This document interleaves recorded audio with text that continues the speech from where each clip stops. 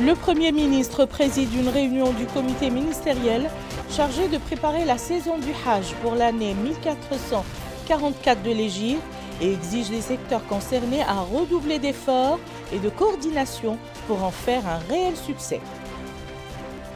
Le ministre de l'Éducation nationale et de la réforme du système éducatif se réunit avec les acteurs de l'éducation dans la wilaya du Brakna pour débattre des nouvelles réformes du secteur.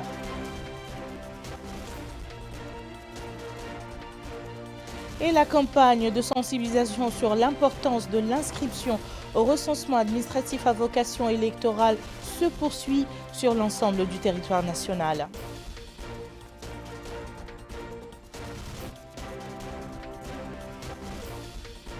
C'était les titres de cette édition. Madame, Monsieur, bonsoir. Le Premier ministre, Monsieur Mohamed Ould Bilal Mas'oud, a présidé aujourd'hui à la primature une réunion du comité ministériel chargé de préparer la saison du Hajj pour l'année 1444 de l'Hégire.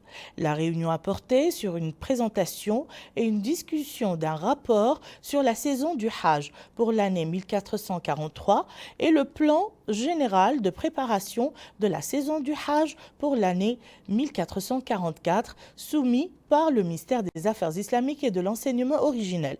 Le comité interministériel a discuté des aspects techniques et des procédures et a recommandé que toutes les mesures nécessaires soient prises pour améliorer la saison du Hajj cette année. Le Premier ministre a exigé des secteurs concernés par la saison à redoubler d'efforts et à davantage de coordination afin de faire de la saison de cette année l'une des saisons les mieux réussies. Un comité technique a été chargé de préparer et étudier les modalités d'exécution requises par le plan général et les soumettre dans les meilleurs délais au comité interministériel. À Alleg, le ministre de l'Éducation nationale s'est réuni ce matin avec les autorités administratives et les différents intervenants dans le domaine de l'éducation dans la wilaya du Brakna. La rencontre était l'occasion de discuter des nouvelles réformes introduites dans le système éducatif et les problèmes que rencontre ce secteur au niveau de la wilaya. Le point avec Bokar Boylaba. Au cours de la réunion tenue avec la famille éducative, le ministre de l'Éducation nationale et de la réforme du système éducatif, Brahim Val Ould Mohamed Amin, a indiqué que sa visite a comme objectif de s'informer de près des problèmes auxquels l'opération éducative est confrontée dans la wilaya. Il a indiqué qu'il a pu avoir une idée précise de l'avancement des travaux de réhabilitation et de réfection de certaines infrastructures scolaires. Dans cet ordre d'idées, le président de la région d'Ibrakna et le maire adjoint de la commune d'Alleg, Mustafa Ould Mohamed Mahmoud et Mohamed Ould Ahmed, ont loué le démarrage effectif de l'école républicaine qui constitue une évolution tant attendue par le système éducatif. À son tour, le directeur de la direction régionale de l'éducation nationale au Brakna, Sidina Ould Mohamed, a fait une présentation sur la carte scolaire de la wilaya. Cette année est considérée comme une année spéciale car c'est le début de la réforme et de la mise en place de l'école républicaine qui symbolise le renforcement de la cohésion sociale. Par ailleurs, le ministre de l'Éducation nationale et de la réforme du système éducatif s'est informé du déroulement des cours au niveau de l'école fondamentale numéro 5 d'Alleg et le lycée de la ville. Il a conclu sa tournée par une étape au chantier de construction de 2 établissements d'enseignement fondamental toujours à Alleg. Le ministre de l'Enseignement supérieur et de la Recherche scientifique, M. Mohamed Lamine Ould Aboul Cheikh Al-Hadrami, a, au nom du président de la République, M. Mohamed Ould Cheikh Al-Ghazouani, décoré aujourd'hui à Nouakchott des fonctionnaires de son département. Cette décoration s'inscrit dans le cadre des festivités commémorant le 62e anniversaire de l'indépendance nationale et a comporté les fonctionnaires dont les noms suivent. Monsieur Mohamed Lamine Ould Ahmed Zaidan, chargé de mission au ministère, décoré de la médaille d'officier de l'Ordre du Mérite national. Monsieur Mohamed Fadel Daïd, vice-président de l'Université de Nouakchott, a été décoré de la médaille d'officier de l'Ordre du Mérite national. Monsieur Moussa Ould Ahmedou, chef service au secrétariat général, décoré de la médaille de reconnaissance de l'Ordre du Mérite national. Et Monsieur Dia Moussa, chef service à la direction direction de l'orientation, décoré de la médaille d'honneur de l'Ordre du Mérite national. La cérémonie de décoration s'est déroulée en présence du secrétaire général du ministère et des conseillers. Hier, le ministre de l'Équipement et des Transports, porte-parole du gouvernement, ses homologues de l'hydraulique et de l'assainissement, du commerce, de l'industrie, de l'artisanat et du tourisme ont commenté lors de la traditionnelle conférence de presse les résultats du Conseil des ministres qui s'est tenu quelques heures plus tôt dans la matinée. Compte rendu avec Eminem Terlil. La conférence de presse tenue par les membres du gouvernement s'est articulée autour des axes principaux suivants. Les prix des produits alimentaires durant le mois béni de Ramadan, la révision du cadre juridique et réglementaire régissant le secteur de l'eau, la stratégie nationale de l'accès durable à l'eau et à l'assainissement. Intervenant le premier, le ministre du Commerce, de l'Industrie, de l'Artisanat et du Tourisme, M. Mrabadoul Bannahi, a abordé la stratégie de protection du marché local lors du mois béni de Ramadan. Il est ainsi revenu sur le contenu de l'opération Ramadan 2023 visant l'approvisionnement du marché local et la stabilité des prix des produits alimentaires. L'accompagnement des populations démunies en mettant les denrées alimentaires de première nécessité à leur disposition et à des prix abordables, et puis l'organisation d'opérations de distribution gratuite de paniers alimentaires. Les produits concernés par ce programme sont, précise-t-il, le riz, les pâtes, l'huile de cuisson, les dattes, les pommes de terre, les oignons, le lait concentré, le lait en poudre, ainsi que les poissons et viandes. Il a été décidé cette année, poursuit le ministre, d'inclure les viandes dans les produits à surveiller de près pour le bien-être des populations. Ajoutez à cela l'ouverture de points de vente de produits agricoles nationaux en collaboration avec le ministère de l'Agriculture. Pour sa part, le ministère de l'Hydraulique et de l'Assainissement, M. Sidi Mohamed Ould Taleb Amar, s'est exprimé sur la stratégie nationale pour l'accès durable à l'eau et à l'assainissement à l'horizon 2030, ainsi que la révision du cadre juridique et réglementaire du secteur de l'hydraulique. Il a ainsi ajouté que les agglomérations se trouvant à proximité d'Undiago seront approvisionnées en eau potable.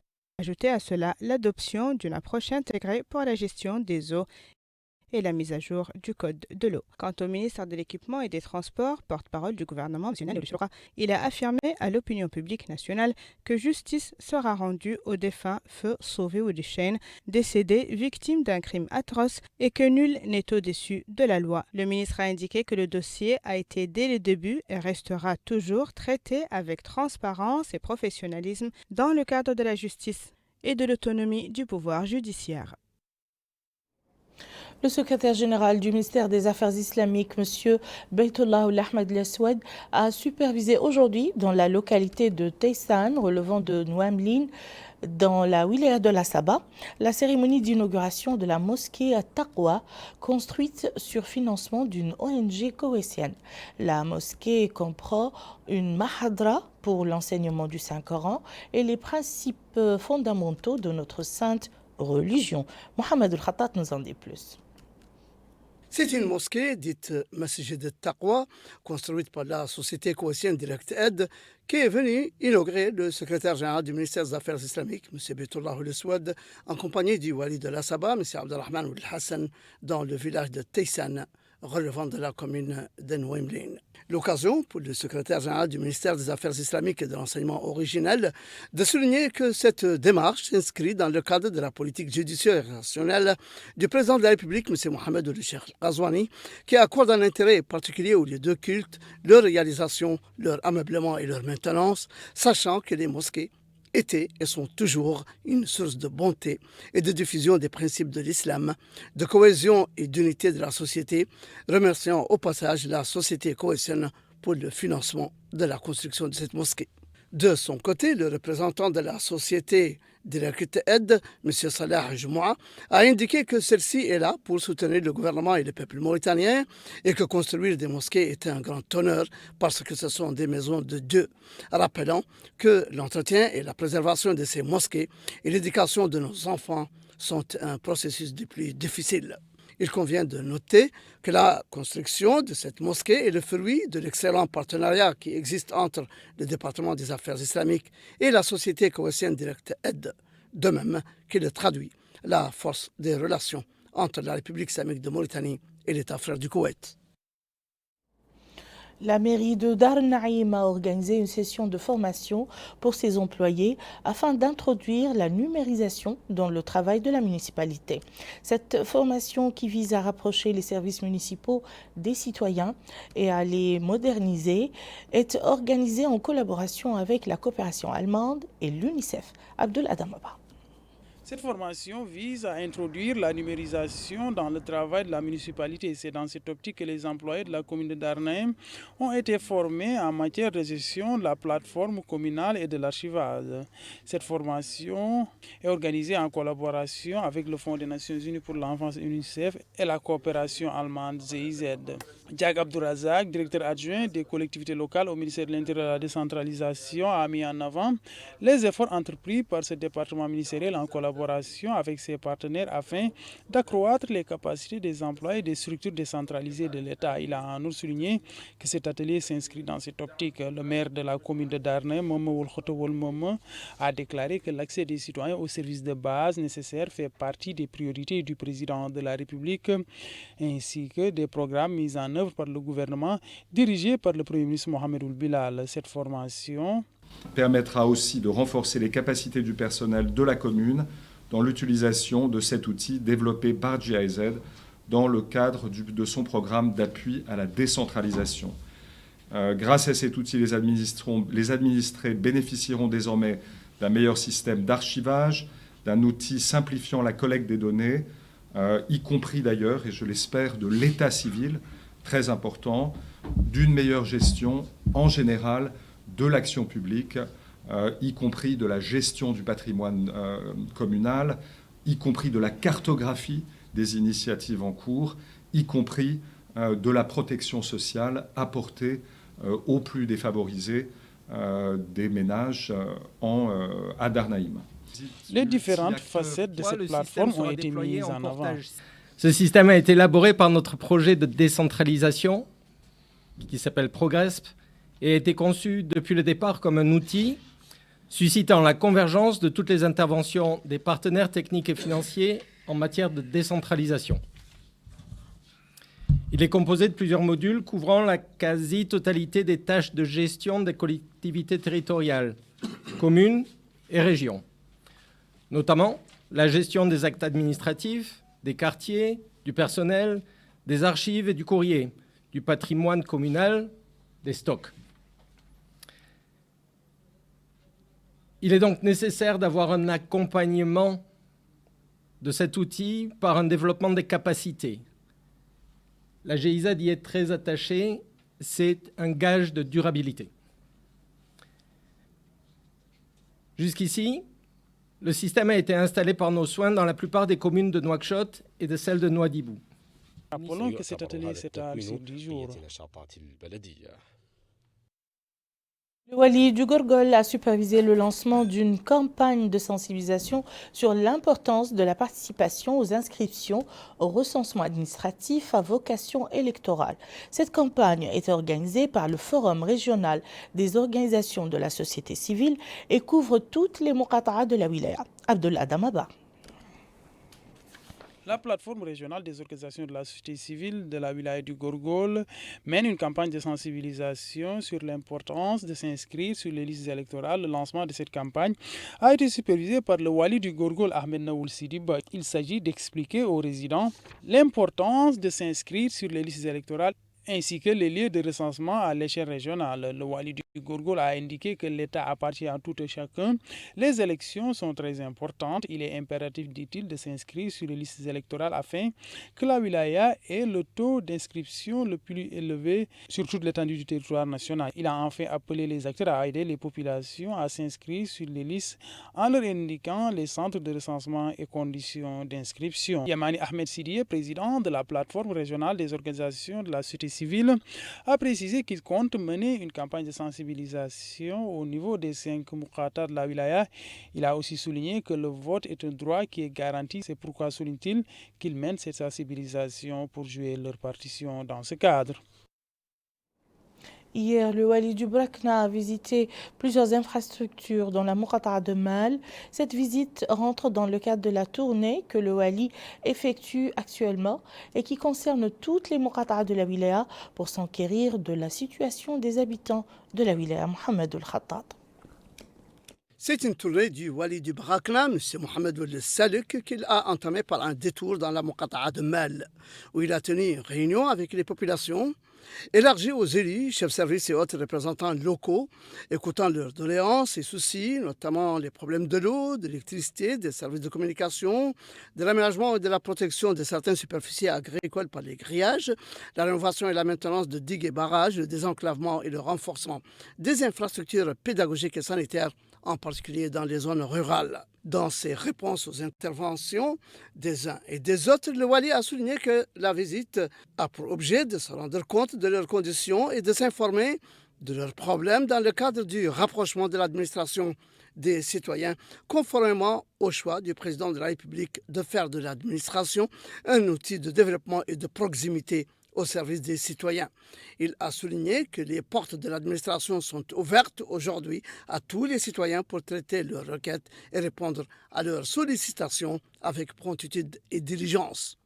M. Mohamed Ould Salik a insisté sur l'instauration de l'école républicaine en tant que volonté et projet cher au président de la République, car l'avenir du pays en dépend, a-t-il dit, et chacun doit comprendre qu'il ne peut être atteint qu'en conjuguant nos efforts tous, citoyens, administration et enseignants.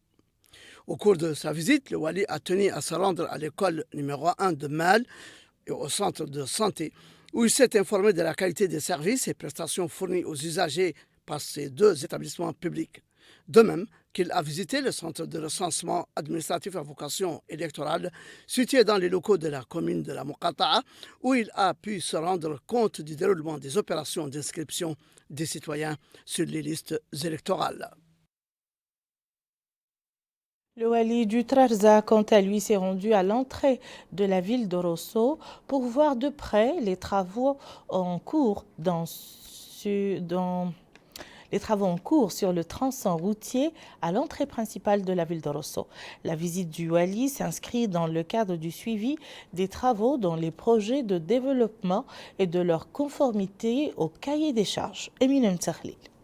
S'enquérir de près de l'état d'avancement du projet de construction des routes bitumées de Rosso est l'objectif de la visite effectuée par le Wali du Trarza, M. Mohamed Ould Ahmed Mouloud, au tronçon routier se trouvant à l'entrée de la ville de Rosso. Intervenant au micro de Mauritanie, le Wali du Trarza a indiqué avoir constaté de près l'avancement des travaux prévus pour 5 km de route bitumée. Un tronçon redoutable, précise-t-il, par le passé, dont l'état inadapté a été à l'origine de plusieurs accidents de la route et d'embouteillage. Un autre problème qui, dit le Wali, sera réglé par le ministère de l'Équipement et des Transports suite aux instructions du président de la République, M. Mohamed Ould Cheikh Al-Ghazouani, qui était en visite dans la wilaya il y a peu. Il est attendu que la réalisation du tronçon routier contribue à la fluidité du trafic dans la ville de Rosso, capitale de la wilaya du Trarza. Et nous refermons ce journal en restant à l'intérieur du pays et avec les activités des Walis. Le Wali de Dakhlet Nouadhibou, cette fois-ci, a effectué ce matin une visite de terrain dans quelques-uns des départements affiliés à la Société nationale des eaux, ainsi que dans diverses fermes à Nouadhibou. Le Wali a exhorté les agriculteurs à tout mettre en œuvre pour que la campagne agricole soit un succès et a appelé les citoyens à s'inscrire sur la liste électorale. Bokar Belawa. La visite du Wali de Dakhlet Nouadhibou, Mahioul Hamed, comprenait la station centrale d'eau, les bureaux de la Société nationale d'eau et l'unité de dessalement de l'eau à Kansado. Durant toutes les étapes, il a été édifié sur le fonctionnement de ces structures, notamment cette unité et sa capacité de production, qui s'élève actuellement à 1700 mètres cubes par jour, en attendant la réalisation prochaine de la deuxième phase portant la production à 6700 mètres cubes par jour, en plus de l'approvisionnement de la ville à partir du lac de Boule-Noire. Le Wali a également visité les fermes de la ville, où il a été édifié à travers des explications du délégué régional du ministère de l'Agriculture sur le nombre de fermes récupérées, le type de culture et la spécificité de ces fermes. Le Wali a assuré aux agriculteurs que l'État accorde une attention particulière à l'amélioration des performances du secteur agricole. Et au cours d'une réunion, il a indiqué que toutes les demandes soumises par les agriculteurs seront prises en compte et seront résolues dans le cadre du soutien apporté par les autorités à ce secteur vital et important, notamment les besoins liés à l'eau. À leur tour, les exploitants agricoles ont apprécié cette visite et ils ont demandé une action commune afin de tirer profit de l'agriculture. Et ils ont en outre énuméré les succès obtenus, l'appui apporté par les autorités concernées ainsi que les problèmes qui entravent l'agriculture à Nouadhibou. Et voilà qui met fin à ce journal. Tout de suite, le rappel des titres. Le Premier ministre préside une réunion du comité ministériel chargé de préparer la saison du Hajj pour l'année 1444 de l'Hégire et exige des secteurs concernés à redoubler d'efforts et de coordination pour en faire un réel succès. Le ministre de l'Éducation nationale et de la réforme du système éducatif se réunit avec les acteurs de l'éducation dans la wilaya du Brakna pour débattre des nouvelles réformes du secteur.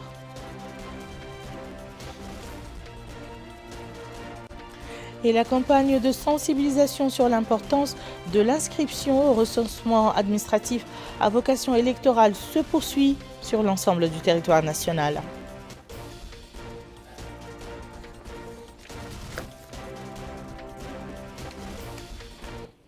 Merci, madame, monsieur, de nous avoir suivis. À très bientôt, Inch'Allah.